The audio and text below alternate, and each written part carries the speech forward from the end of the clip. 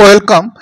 আজকে যে কেন্দ্রীয় বাজেট পেশ হয়েছে সেখানে একটি গুরুত্বপূর্ণ বিষয় ছিল ইনকাম ট্যাক্স স্ল্যাব অর্থাৎ আয়কর কাঠামোয় কী কী বিষয়গুলো উঠে এলো।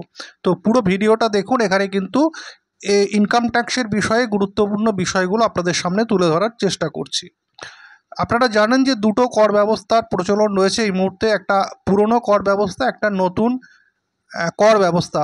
এখানে পুরনো যে ইনকাম ট্যাক্সের যে বিষয়টা ছিল সেটাতে কিন্তু কর কাঠামো, পুরনো কর কাঠামো, সেখানে কিন্তু কোনো পরিবর্তন হয়নি, আগের মতো অপরিবর্তিত রয়েছে। অর্থাৎ 0 থেকে 3 লাখ পর্যন্ত ইনকাম ট্যাক্স নিল এবং তারপরে যে স্ল্যাবটা দেখতে পাচ্ছেন সে অনুসারে।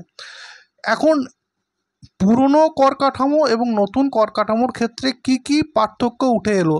নতুন কর কাঠামোয় কিন্তু কিছু পরিবর্তন এসেছে, সেটা আপনারা দেখাচ্ছি।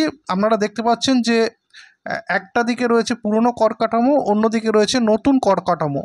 পুরনো কর কাঠামোতে কিন্তু আগের যে বিষয়টা ছিল, এখানে কিন্তু নতুন কর কাঠামোতে কিন্তু 0 থেকে 3 পর্যন্ত লাখ পর্যন্ত শূন্য, অর্থাৎ ইনকাম ট্যাক্স লাগছে না। 3 থেকে 7 লক্ষ টাকা পর্যন্ত 5% হারে, 7 থেকে 10 লক্ষ পর্যন্ত 10%, 10 থেকে 12 লক্ষ 15%, এবং 12 থেকে 15 লক্ষ 20%, 15 লক্ষের ওপর হয়ে গেলে কিন্তু 30%। পাশাপাশি দুটো কিন্তু দেখতে পাচ্ছেন যে পুরনো কর ব্যবস্থা এবং নতুন কর ব্যবস্থায় কি কি পরিবর্তন এসেছে।